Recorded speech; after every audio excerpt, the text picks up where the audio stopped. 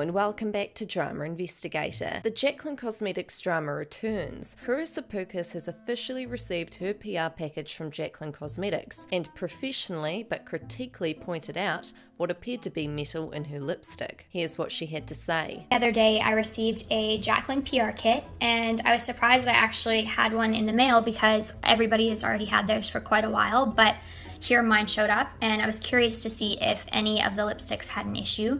The PR kit is beautiful, but it is super wasteful with the LEDs and the plastic. It's one of those things that you can't really reuse, so you guys already know my stance on that. While I do think it was very well thought out and beautiful in an aesthetic sense, I don't think that in an eco-friendly sense it was really thought out, but all good. Moving on to the next. All of the lipsticks looked fine except for two of them, although one of the two I was actually quite concerned. It looks like it has like a shred of metal in it. I don't know if anybody else has received theirs like this. I'll show you guys in a close-up picture, but like that's not a hair. That's like a shiny pokey something.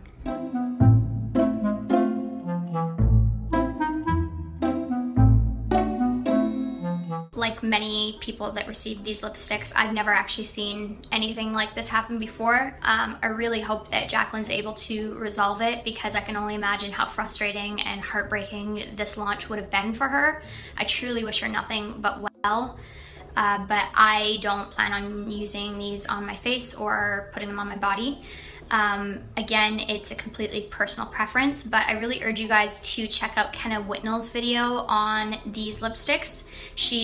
It cut me off. Kenna is a biochemist and cosmetic formulator, and she has done a really in-depth science-based video on these lipsticks, and she has sent hers off to have them tested for microbials and see if there's any other things that have potentially grown in the lipsticks. I have no idea what the outcome's going to be. She's getting her tests back in I think about 10 days-ish from now, but I really urge you to check that video out. I'll leave a swipe up link for you to watch. But yeah, those are my thoughts. As I said before, I'm wishing Jaclyn the absolute best. I really hope that they figure the situation out, and I hope that there is a bit more communication with the customers because I feel like everyone feels a little bit left out in the dark at this point. So hopefully everything's resolved, because fuck, who wants to be like worried about lipsticks? Jesus! Now in other news, John Hill. Gosh, I've never heard of an ex-boyfriend being so supportive of his ex-girlfriend. Or, oh no, he's on her payroll apparently. Oh well, that's not hard to believe, is it? Because, you know, he used to be her sugar baby, so... Yes. Now, John Hill recently took to Instagram and posted a heartfelt message to Jaclyn. Instead of maybe, you know, doing this privately, oh no, no. Everyone has to know about this. He supported Jaclyn Hill and defended her bubbly, hairy makeup line. It was actually really nice of him to do, because of all the drama, and most exes would be wanking off their exes' failures. He was being all nice and supportive. Here's what he had to say. I'll have your back in the hardest of times, like you had my back in my darkest of times. You've worked so hard for your makeup line ever since I can remember, and this was always your dream. I know this launch of your lipsticks has hurt you badly, and you did the best you could to make it perfect, but sometimes things don't work out, and they're out of your control. Jaclyn did all she could in her power to make them perfect. Either way, I'm proud of you and what you've accomplished in such a short amount of time. When you're at the top, everyone loves you. But now that you're in this situation, you see who your real friends are. I'm sorry everyone has come for you so hard. You didn't deserve this much hate, but you're a badass and you'll pick yourself up again. I believe in you, and I know I'm not the only one. Oh, that's sweet, isn't it? Right, let's go have a look at Jaclyn's lipstick website store, shall we? Because I hear they're still selling off the shelf. Oh, isn't that convenient? I think they've pulled the lipsticks, but not because they've sold out, purely for PR reasons. Not because of the dangerous health and safety reasons. Oh no, we'll just say it was sold out. Well, we've got amaze balls here. Oh yep, amaze balls is right. Balls of asbestos. Allegedly. So rich. Oh my god, so rich in mould. Perfectionist. And giving you hives. I swear she had more lipsticks. I don't know where they all went. Probably non-existent like her career. Now, if we rewind a little, back to when she did her first Instagram story, lip swatching all of her lipsticks, there were multiple errors that people are now pointing out.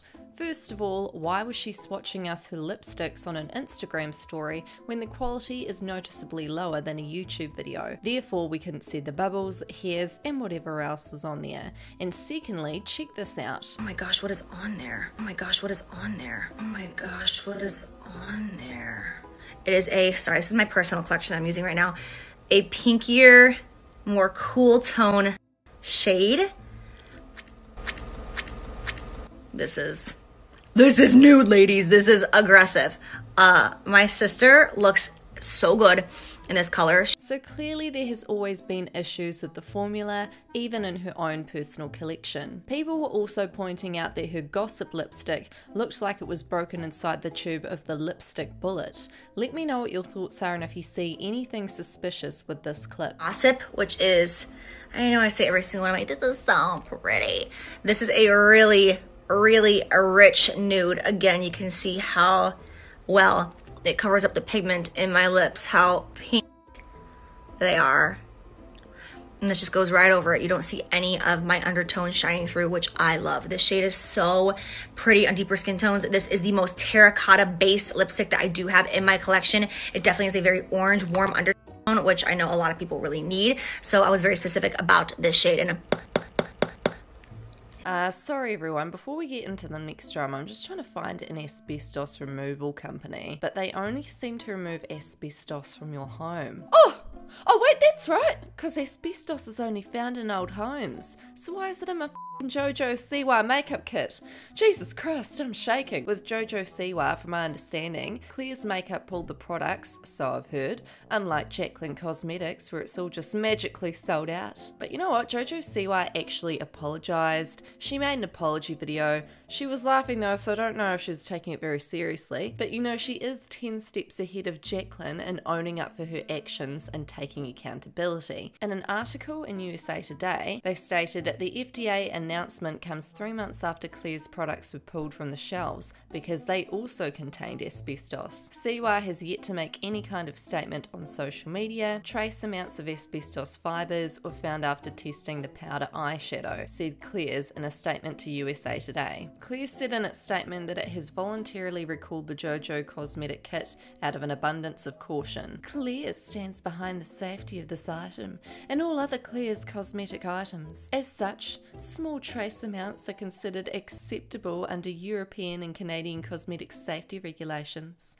the company said by email. In addition, last year Claire's moved to talc-free cosmetic manufacturing to prevent any further concerns about talc contamination. Claire's also supports increased FDA oversight of personal care products. We will provide a full refund to any customers who purchase the product. Claire's intentionally refused the agency's request to recall those products, saying the test results showed significant errors, but the company relented out of an abundance of caution. Specifically, the FDA test reports have mischaracterized fibers in the products as asbestos, in direct contradiction to established EPA and USP criterion for classifying asbestos fibers, the company said. Saucy, saucy. In more news, Kylie Jenner is apparently selling Kylie Cosmetics for around $600 million. W Magazine was one of the first to report on it in a recent article. Kardashian's Jenner is reportedly considering unloading her company and majority stake to the beauty company Coty, as WWD notes. The company, which owns OPI, Rimmel London, and CoverGirl, is allegedly mulling over a $600 million purchase of a 51% stake, so Jenner would retain some ownership, but she would no longer be the primary owner. Coty would. Apparently, this is not the first offer for a buyout that Jenner has considered, but it's the most appealing so far. If this is the truth, Jenner and Stormy Webster will be set for life, not like they weren't already, and then some. The deal would seize on all the momentum she's earned since launching, of course, but more notably since March, when Forbes named her the world's youngest self-made billionaire, a title that landed controversially. What are your thoughts on that? Most importantly, what the hell is she gonna do with $600 million cash in her bank? Anyway, that's all for this investigation. Don't forget to subscribe, hit that notification bell. My social media will be linked down below, and I'll see you guys in our next investigation.